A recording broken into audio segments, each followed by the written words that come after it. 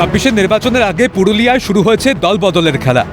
এবার তৃণমূলের হাত শক্ত করতে এগিয়ে এলো বজরং দল। শুক্রবার পুরুলিয়ার বলরামপুরে আয়োজন করা হয় যোগদান কর্মসূচির।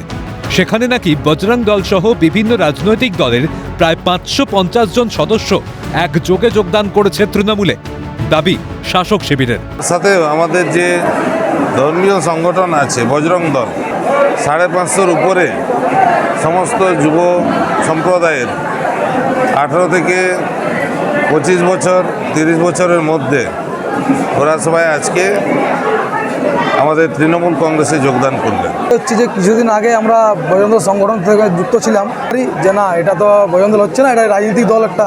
সেই তখন আমরা বুঝি যে না রাজনৈতিক দল করা যাবে না, তখন আমরা তৃণমূলে উন্নয়নের কাজের জন্য আমরা যোগদান করলাম। এই নিয়ে শুরু তুমুল বিতর্ক। তবে তৃণমূলের দাবি উড়িয়ে শনিবার সাংবাদিক সম্মেলন করে বজরং দল। তাদের দাবি মিথ্যে প্রচার, হিন্দু সংগঠনকে ভাঙার চক্রান্ত চলছে। তার সাথে মতবিরোধ নেই এবং আমরা কারো বিকৃতি সৃষ্টি করি না, আমাদের উপরে নিয়ে বিকৃত, বজরং দল নিয়ে বিকৃতি চলছে। এটা পুরোপুরি হিন্দু সংগঠনকে ভাঙার চক্রান্ত চলছে। বজরং দল নাম করে একটা মিথ্যা প্রচার করা হচ্ছে। বজরং দল উপরে টার্গেট শুধু নিয়ে আছে কি বজরং দল লোক, কেন বজরং ছাড়া কি আর কোনো লোক নেই? দেখুন, যারা প্রেস বিবৃতি দিয়েছে তারা আদৌ বজরং দলের কোনো পদাধিকারী কিনা আমি সেটাই জানি না। যারা প্রেস বিবৃতি দিয়েছেন তারা বজরং দলের কেউ নয়।